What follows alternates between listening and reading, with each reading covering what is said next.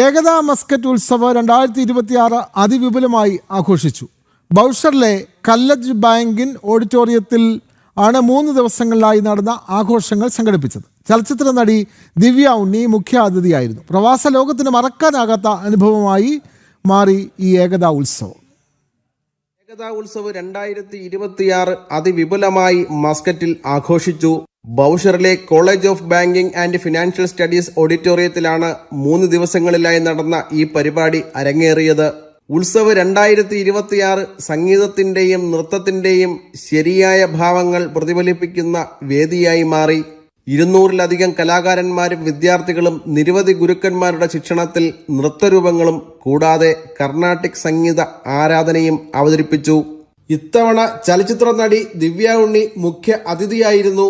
ഒമാനിലെ വിവിധ ഗുരുക്കന്മാരെ അവർ നൽകിയ സംഭാവനകളെ മാനിച്ച് ഏകതാ മസ്കറ്റ് ചടങ്ങിൽ ആദരിച്ചു. പ്രവാസികളായ കലാ ആസ്വാദകർക്ക് വൈവിധ്യങ്ങളായ കലാരൂപങ്ങൾ ഒരു വേദിയിൽ ആസ്വദിക്കാൻ കഴിഞ്ഞു.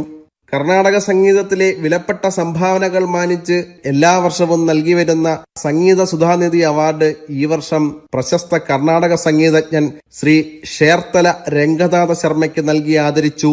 2018 തുടങ്ങിയ ഏകതാ മസ്കറ്റ് ഒരുക്കുന്ന ഈ കലാവിരുന്ന് ഇപ്പോൾ 2026 മറക്കാനാകാത്ത ഓർമ്മകളും അനുഭവങ്ങളുമായി പ്രവാസികളുടെയും വിദേശികളുടെയും മനസ്സ് കീഴടക്കി മുന്നേറുകയാണ്.